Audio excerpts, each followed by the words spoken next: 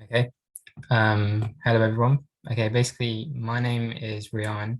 I'm a first year medical student at University of Birmingham. I'm going into my second year in September. I did my UCAT, I think it was like 3 years ago now, and I got 750 as my average score. I got a total of 3,000 and I got band one in situational judgment. I got offers from Imperial, King's, Nottingham, and UOB, which I accepted. And yeah, I've just been teaching with Meant to Be UCAT for a couple of years now. So basically what I'm going to do is bombard you guys with tips and advice that I have from when I was in UCAT. And you can take what you want from this PowerPoint. And then next week, I'm going to do the same. So this week, we're going to go through verbal reasoning, quantitative reasoning, and abstract reasoning. And then next week, we're going to do decision making and situational judgment. Just some basics, which you guys probably already know. The UCAT exam is a 2-hour exam. It's for both medicine and dentistry applicants, and your score is valid for 1 year. And a lot of people often ask whether they should do UCAT or BMAT, or when to do UCAT or BMAT. I don't know if you guys are considering applying to BMAT universities. Are any of you considering it, or just UCAT universities?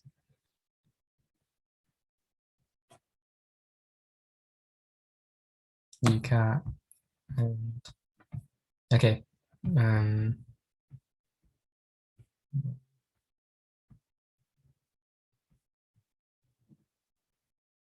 Still considering BMAT. Okay, so if you are considering BMAT, then I'd say for now, definitely don't worry about revising BMAT or looking at it until you've completed your UCAT exam. And do be sure that you do want to apply to a BMAT university, because it is a lot of extra work and you need to be certain, you need to be certain that you do want to apply to one of those unis, because there's no point putting in all that work if you don't actually want to apply to a uni such as like Oxford, Cambridge, Imperial, stuff like that. Moving on, we'll start off with verbal reasoning. So basically, it's a comprehension test that measures your ability to read information and decide if conclusions can be drawn from text. We're kind of into UCAT season now, so I guess both of you will have been familiar with some of the UCAT things. It's the first section UCAT. You have 44 questions in 21 minutes, and it consists of 11 passages. You have an average score of 572, and it is one of the lowest scoring sections in the UCAT exam. In my section, in my verbal reasoning, I got 670, which was my lowest scoring of each of the subset. But for me, getting 670 was quite an achievement because I always struggle with verbal reasoning. If I was going to give you some advice based on the 44 questions in 21 minutes, I'd say try and get 9 subsets done. So that's around 36 questions. So try and like attempt 36 questions and then quickly guess the last 2 subsets. Because based on like being efficient in your timings, I think that's what's going to help you maximize your marks. So when you do try your mocks, try and focus your time on doing 9 subsets and then guess 2 subsets, preferably the 2 longest subsets, because they're the ones that are going to take up most of your time. Moving on, so read the questions carefully, look for keywords, dates, places, events. Do not use outside knowledge. Do not spend too long on earlier questions and miss out the true, false, can't tell. So whenever you see a true, false, can't tell question, make sure you attempt those, because those are the easiest ones in the verbal reasoning section and probably the ones where you're going to get the most amount of marks from. Work on skim reading text. So speed reading is very important because of how limited time you actually do have. Practice with time mocks and use flagging and keyboard shortcuts to help you in the verbal reasoning section as well. I just want to say, guys, if you do have any questions throughout the PowerPoint, then please just put them in the chat and I'll be able to answer them. Okay, so there's 2 question types in verbal reasoning. You have your true, false, can't tell, and you also have your comprehension questions. The true, false, can't tell questions usually have shorter passages and they are usually easier to do compared to the comprehension ones. So make sure you do get those done when you're doing your practices. So when you approach a comprehension question, the questions are followed by 4 statements to choose from. Glance at the passage and skip and flag. So if you see a hard passage which you think is going to take quite some time to understand, then maybe just skip it and come back to it at the end. Carefully read the questions and the full statements first, which is what I do. And then I'd scan for the keywords, eliminating any options from the text afterwards. And remember that the author conclusion questions tend to include answers in the latter paragraphs. So if you're looking for like an overall point, then maybe go to the last paragraph to get that point. Like when it says, what is the tone of the text, or what is the main point in the text, or like what is the main conclusion that can be drawn from the text, then you'd often find that information in the last paragraphs. So approaching a true, false, can't tell question. If it is true, it means that you can directly answer in the text. So whatever the statement is, you can clearly see that be answered in the text. False means it's directly opposed in the text. Can't tell means you have a lack of information. So read the statement before the text, which is something I've already said. Extreme phases, look for quantifiers. So extreme phases is like very, most, and then quantifiers, things like some, all the time, most of the time. You just need to be familiar with these and be able to make a distinction between what most is or what some is. So like most is when it's more than 50%, some is more than 0. Basic things, just make sure you pay attention to them. Scan for keywords and read around for context. Moving on to quantitative reasoning, this was my strongest section in UCAT. I think I got 840 in this. So it's the third subtest in the UCAT exam. It assesses your numerical and problem-solving abilities, and it's not just a math test, but rather a reasoning test requiring to use mathematical skills. So why actually is quantitative reasoning important in medicine? So doctors, they often need to make calculations in their day-to-day work, for example, and when calculating medical doses, when research, they often need to make calculations quickly and use them as a basis to make decisions and solve problems. To carry out research and to extrapolate and find trends. So that's why I think they include the quantitative reasoning in the UCAT exam. There's 36 questions in 24 minutes, which I feel is less time pressured compared to the other sections. And often the maths that is involved is just GCSE level, and you don't need to be an A-star student to score well. It's often just basic arithmetics. So focusing on your mental math skills is what's going to help you here. Usually the highest scoring section in UCAT, which is the contrast to verbal reasoning, which is the lowest scoring. And the UK average quantitative reasoning score last year was 665. So key ideas, try and spend around 40 seconds per question. A lot of estimating in quantitative reasoning is going to help you, because once you're able to get close to an answer, you can just pick the answer option which is closest, and that's going to save you time rather than working out everything precisely. Spot and save time on multi-step questions. So what this means is when you have a question which you can see is going to require you to read a table, convert the table, then do something else, then do the calculation, then convert back. That's like 4 different steps of calculations to get a single answer. And when you see a question like that, it's going to take you a lot more time than a simple conversion question. So if you are running short for time and you see you have a question like that, probably guess it, and then find the question which has less steps so you can maximize your marks and actually get a right answer in quicker time. Because you have to remember that every single question is worth the same amount of marks. So why would you spend time on one that's going to take you longer? Make sure you understand the question first. So avoid wasting time examining the data. You know what you're looking for. Although you need to understand the data, it's important that this is in relation to the question. Ensure that you've read and understood the question first before finding the relevant information from the table, graph, or chart, which will enable you to solve the problem. So what that's saying is, when you see a question and there's a graph, don't just immediately draw to the graph and try and pick out information. Make sure you actually know what you're looking for in the graph first. Make sure you understand the question. And a common trap people fall into is spending too much time on those longer step questions. So make sure you do identify them. So these are just some common percentages which you probably don't know off by heart, which you should probably remember, just so that you can save an extra couple seconds in your exam. So 1/8 is 12.5%, 3/8 is 37.5%, 5/8 is 62.5%, 7/8 is 87.5%, and then there's just a few more there. So just learning them to memory will just save a little bit of time if you do need that time. And also remember that if you have common minute-hour equivalents, so 40 minutes is 0.667 hours, 30 minutes is 0.5 hours, 20 minutes is 0.33 hours, 50 minutes is 0.25 hours. And a lot of people make the mistake when they're reading off their calculator. If they see something like 1.4 hours, they will assume that means 1 hour and 40 minutes, when in actuality it's 1 and 4/10 of an hour. So make sure you make that distinction when you're reading off your calculator. So on the right, they are the conversions which will be given to you in your exam. So the centimeter, meter, kilometer, gram, kilogram, millimeter, and liter conversions. And the ones on the left are kind of basic. Some of them, such as a deciliter or a decimeter to meter, you probably don't know. And those ones you won't be given in your exam. So just make sure you learn all the ones on the left and take a screenshot of that if you need to. These are just some common areas and volume formulas. So you have an area of a square, area of a rectangle, area of a triangle, area of a parallelogram, trapezium, circle, then the volume of a sphere, rectangular prism, and cylinder.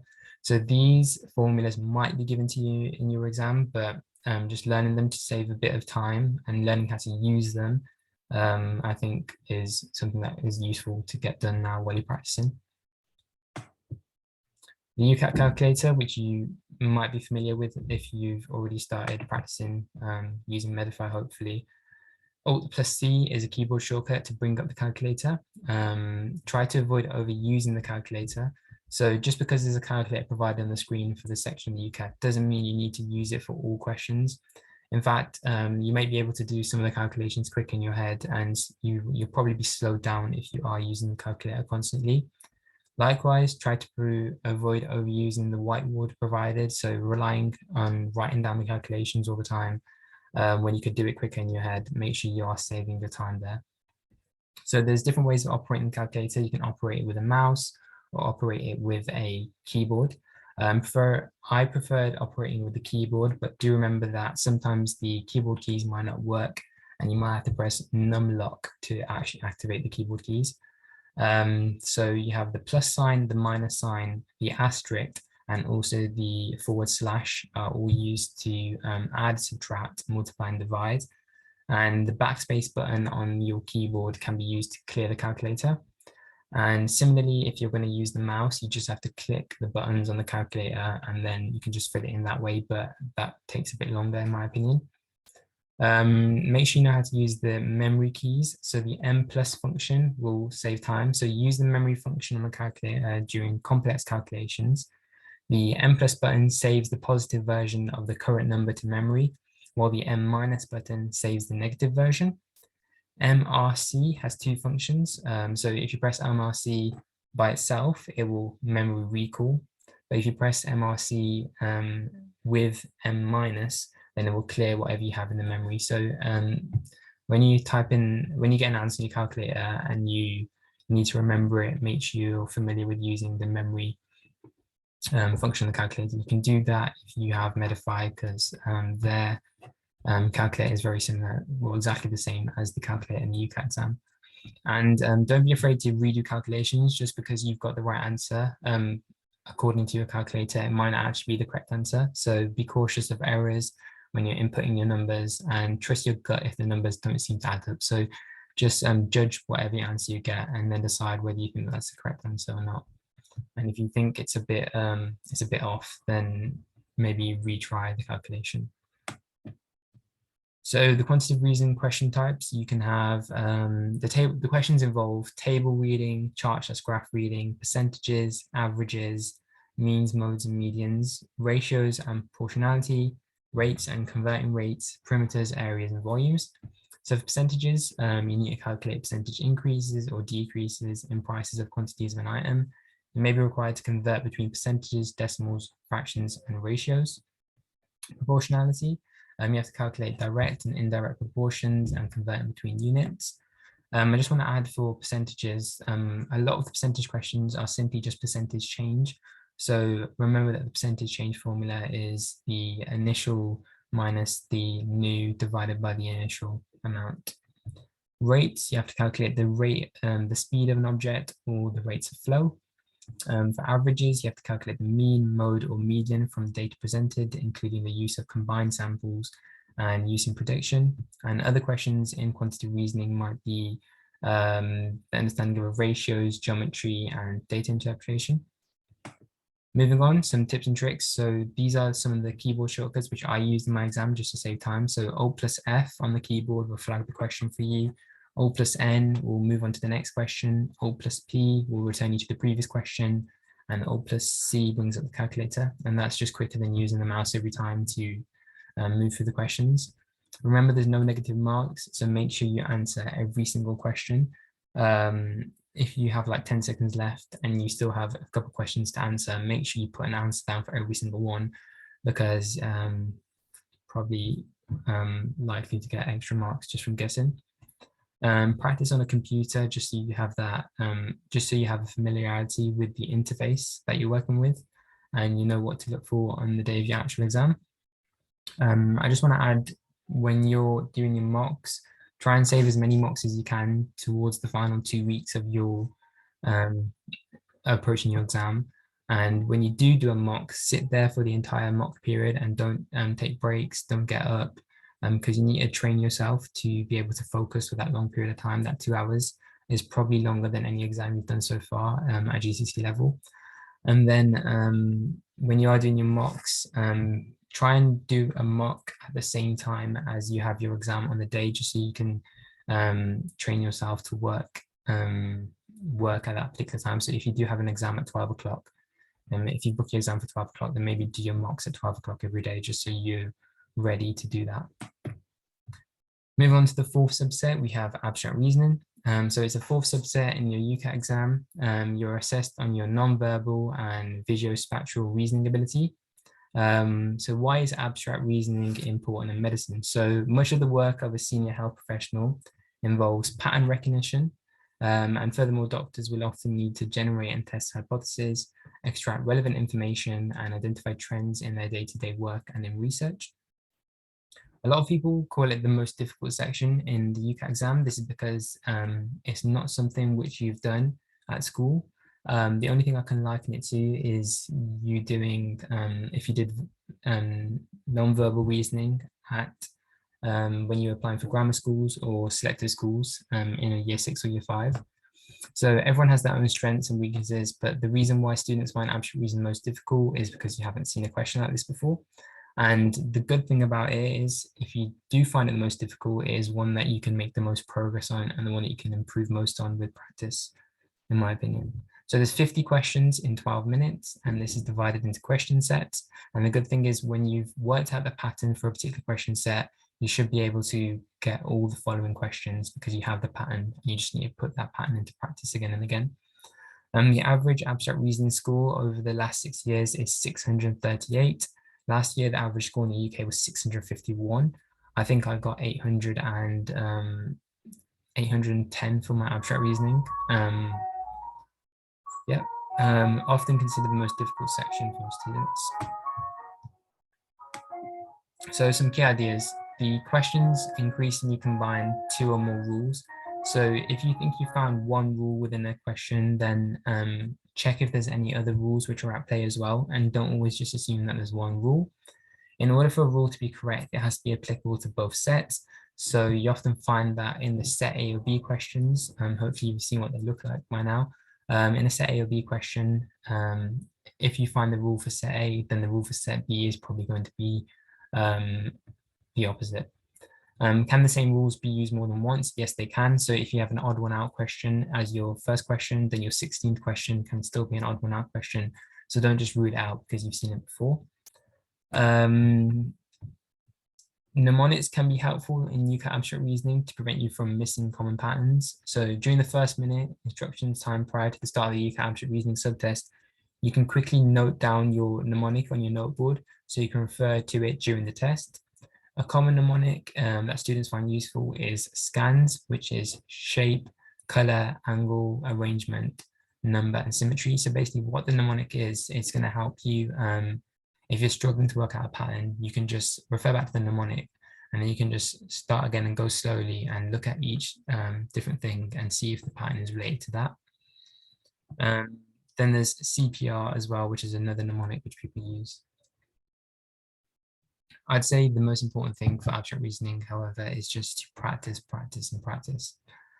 Moving on, the common irregular shapes in abstract reasoning are common irregular shapes in abstract reasoning are arrows, which have 7 sides, and a star, which has 10 sides. So this is something to remember because you don't want to spend your time counting the number of sides of an arrow or counting the number of sides of a star.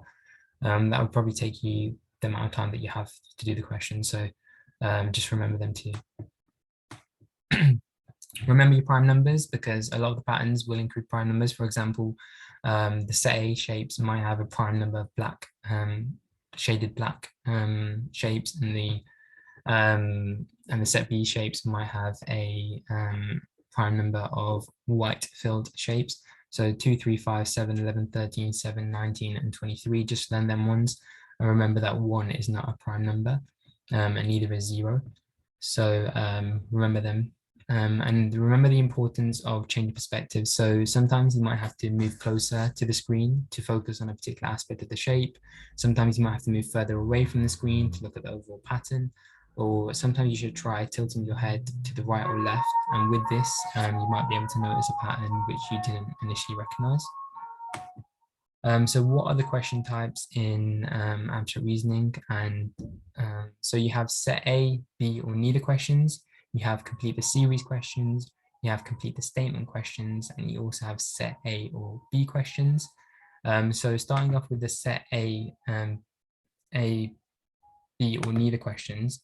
So it's a 5-step strategy. Concentrate on one of the sets first. Start with the simplest square if there's such a square. Compare the simplest square to the next simplest square to identify the pattern. If you succeed in seeing the pattern, check with the remaining squares to confirm the pattern.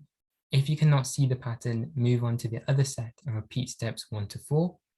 And finally, the pattern or rules for both sets will be different but of the same type. And once you identify the pattern in one set, you can look for the pattern in the same type in the other set. That's basically a step-by-step method which you can try if you're struggling on these set A, B, or neither questions.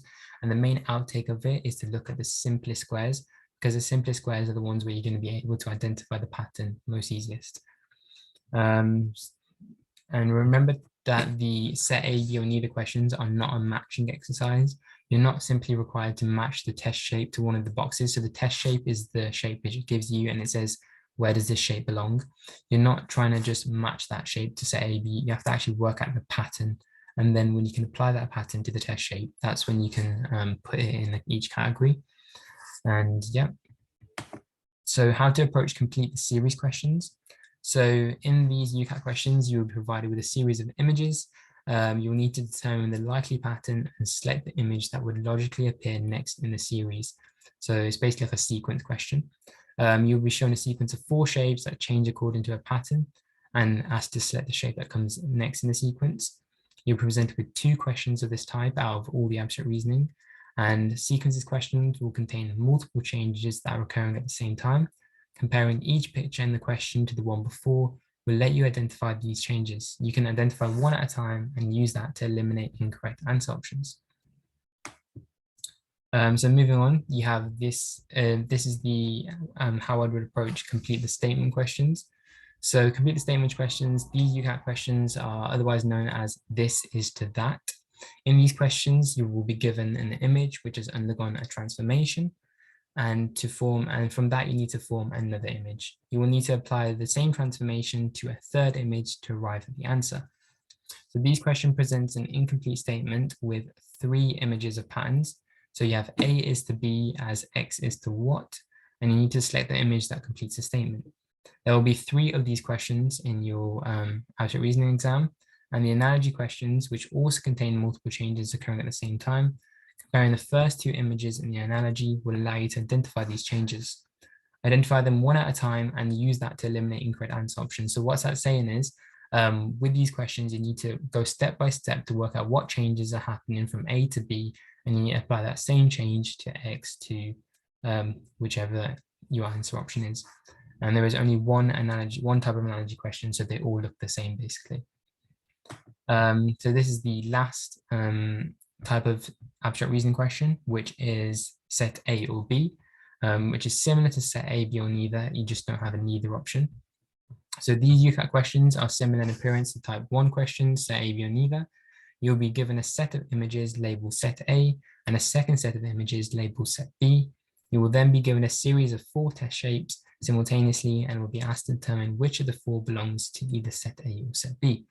So the first thing to do is concentrate on one of the sets first. So pick whichever you think is easier, pick set A or pick set B, depending on which one you think is easier. Start with the simplest square if there is such a square within that set.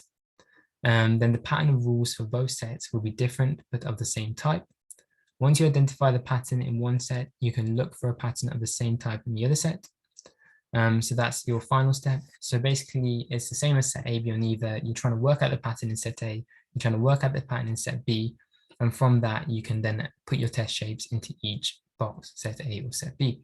My advice for abstract reasoning is to focus on complete the series and complete the sequence questions, because I feel like those are guaranteed marks. So if you do see them, make sure you're not guessing them, but actually doing them. Whereas if you have a set A, B, or neither, or a set A or B question, which you think is going to take you a long amount of time, then probably guess that and then come back to those ones, because those ones are a little bit harder.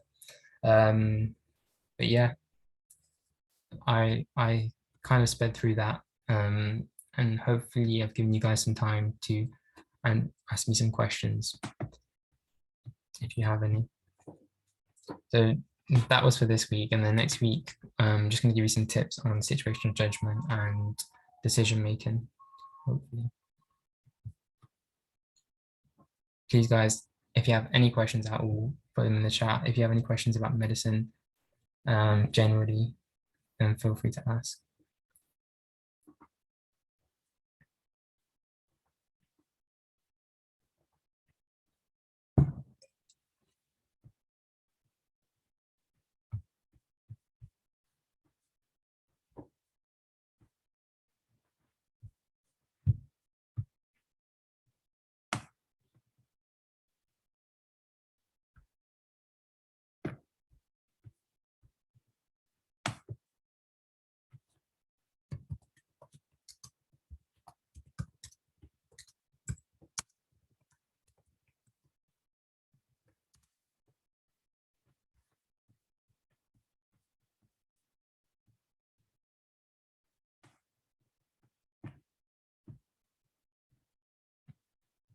Or unless we give work experience outside of hospitals. Okay, so work experience outside of hospitals.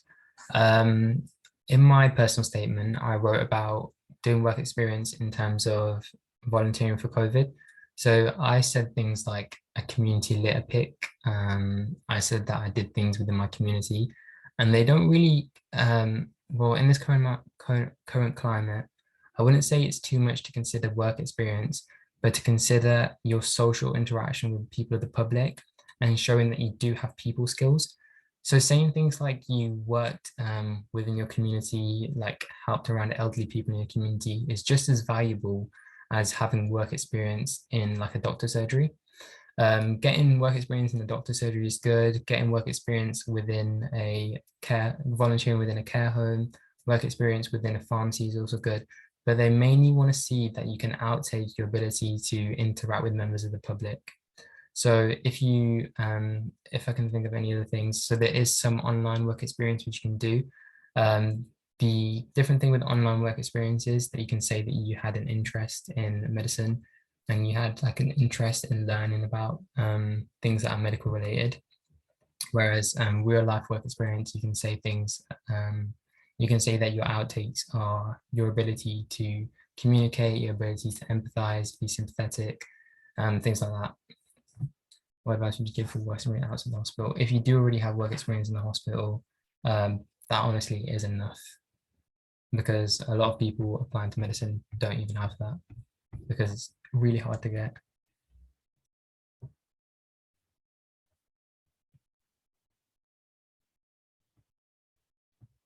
You don't, and that's okay. Try and get work experience in a doctor's surgery if you have any connections. Any work experience where you can interact with elderly is useful. So like try a care home, try volunteering in a care home, online work experience. British Brighton and Sussex Medical School have an online work experience course. So try and do that. And they do accept that as work experience because of COVID. And I know that a lot of people couldn't actually go in person. So have a look into that. Brighton and Sussex Medical School work experience. That's online, which you can just do by yourself. And it just takes a couple hours.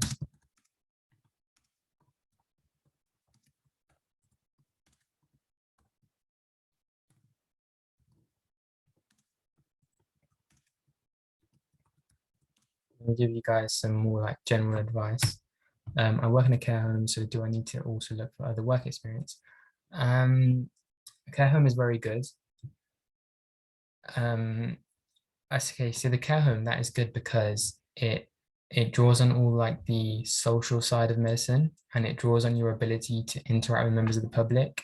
However, in a care home, you're not doing very much like medical related stuff.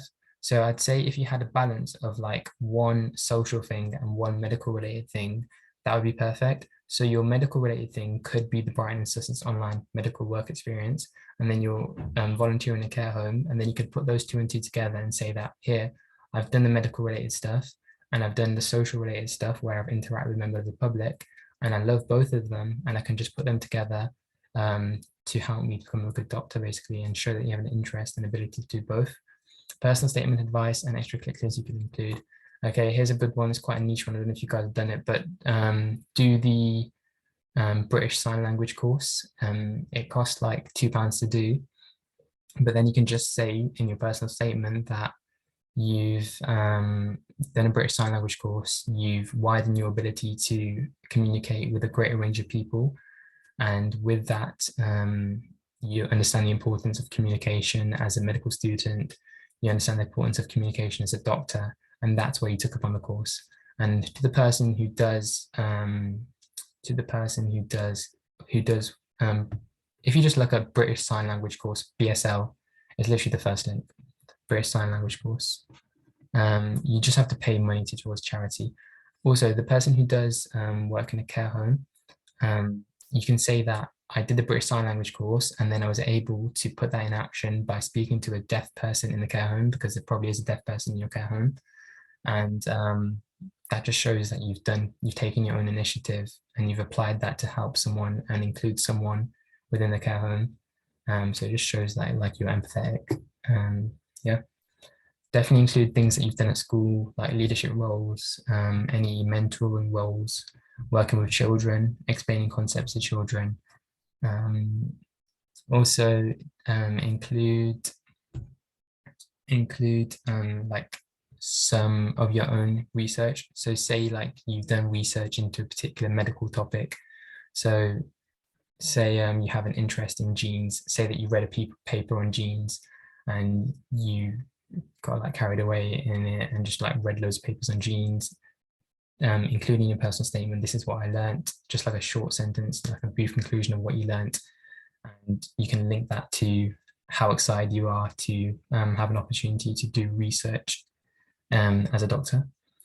BMAT advice. So BMAT advice, I'm trying as part of Med2B to build like a BMAT course. It'll be different to this because this was just like tips and tricks. And we do actually have like courses, which is where we teach properly. And so I'm going to make a BMAT course, and then I'm going to do 4 separate sessions where I do teach and I go through questions and I teach you how to approach each question. And I think that's more applicable to BMAT compared to UCAT, because in the BMAT, the questions are often longer and more difficult. So teaching plays a bigger role than actually just practicing. BMAT advice, leave it to after the UCAT exam. One book which I used was called like a complete guide. If you message Miranda, then I can send you a link to that book, which I used. That's basically all I have at the moment. And then if you do need to be enrolled onto the teaching, then you should contact Miranda for that. and you can join the session, which I'm going to run a bit later after UCAT's finished.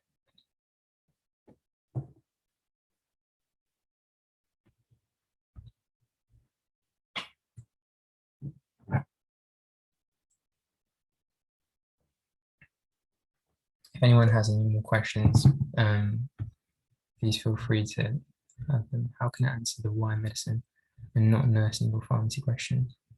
Okay, so why medicine? So wait, I have a book. Just give me a second.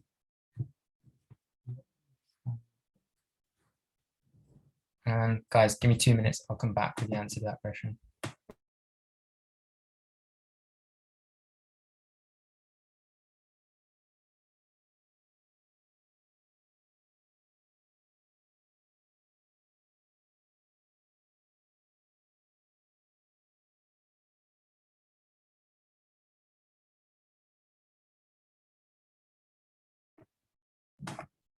Hey guys, get this book when you're doing your interviews. This one. It's called Medical School Interviews. Looks like this. It's literally so useful. And what you want to do is just read through all the questions in this, read through the suggested answers they give, and then adapt them to your personal self. And with that, you'll be completely fine. So I had my interviews for Imperial, King's, Nottingham, and UAB, and I found them all like completely fine based on this book because I felt like I'd like prepared for all the questions. Let me try find the nursing question because I know they do have it in here. It might take a while, guys, but bear with me.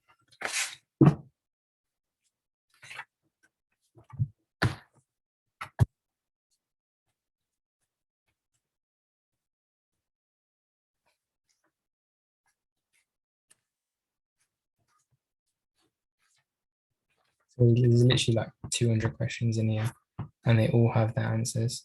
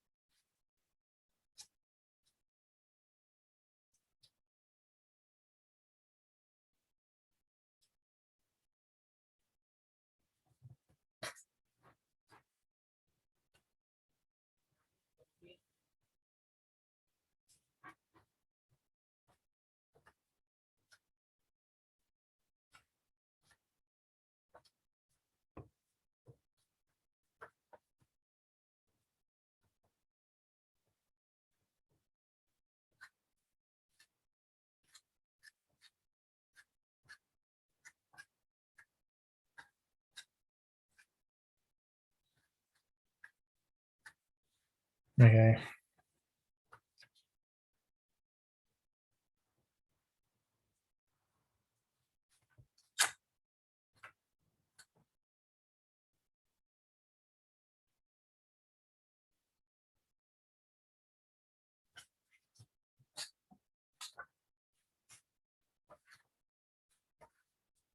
I think I'm close, guys. Bear with me.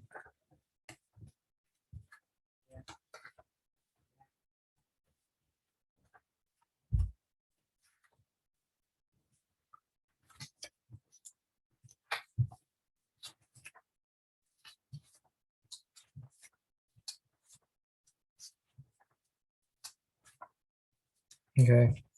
Why not nursing or another healthcare profession? I've got the answer. So the answers. Do not criticize nurses. You can give similar arguments to those described above, but you will not more explicit. So doctors receive general training, which ensures that they have knowledge and experience of clinical areas beyond their specialty. This aids the management of the patient with matters beyond the specialty are important. So things like helping them with social issues, helping them with issues at home, and taking a greater, more general care towards the patient rather than just a nurse, which is often they have specific clinical help. Doctors have ultimate responsibility for the patient, which is a bit more, so they have a greater role compared to the nurses. Both nurses and doctors may get involved in research activities, However, doctors are more likely to take a lead in the research projects, while nurses are more likely to be involved in the actual practical executions of projects. So you could say that one of my reasons of choosing to be a doctor over a nurse is because I want to be a leader of a research project. Although nurse practitioners undergo similar training to medical students, for clinical examinations, for instance, they do not meet the standards of clinical skills that doctors are able to achieve after taking postgraduate examinations. So then doctors often have a greater standard of clinical examinations. And also, it's important to consider that although nurses do have similar opportunities to doctors, it's only a small minority of nurses that are able to prescribe, for example, or a small minority that are able to interact with patients the same way that doctors do. So by becoming a doctor and studying to be a doctor, you almost go straight into that field, whereas nurse, often you have to work your way up. So that's why you've chosen to be a doctor. I hope that helps, guys. In case. Okay, so how can I make my application stand out if my predicted grades aren't so good? Try and do as well as you can on the UCAT, which is easier to say than do, because of a UCAT, your UCAT score does play a big role. So definitely do focus on your UCAT for the next couple of months. Other ways to stand out, UCAT, and then you just got to focus on your personal statement. But I do think that personal statement is less looked at compared to your UCAT score. So definitely try and do as well as you can in your UCAT to make it stand out. And in case I need to come back, will this live session be saved? Yes, it will be recorded and the link should be sent to you guys so that you can look at this part. Any other questions, guys?